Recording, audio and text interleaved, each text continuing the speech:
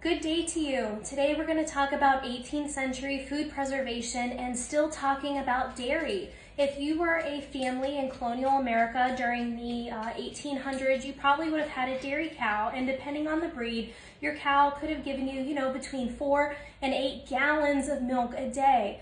What are you going to do with that much milk? Well, we have to find some ways to preserve it. So we talked in our last video about butter.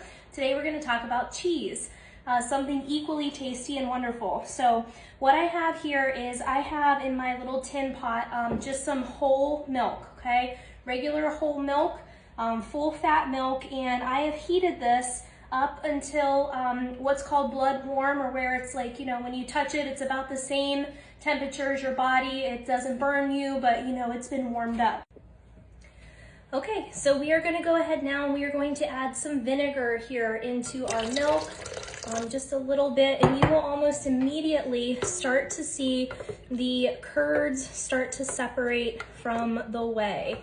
Can you see that happening?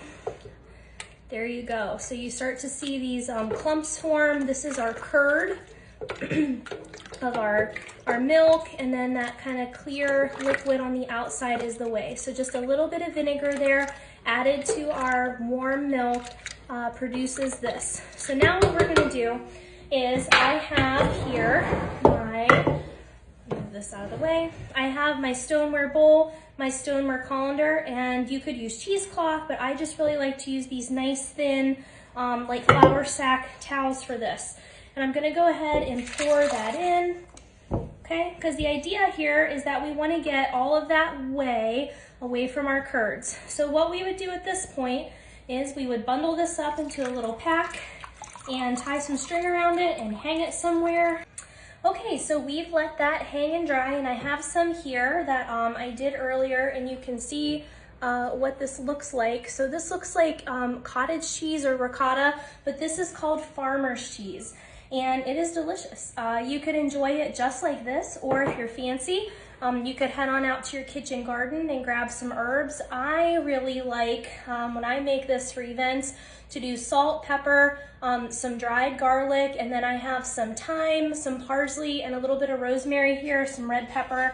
So I'm just gonna kind of mix all this together and sprinkle some of that into here.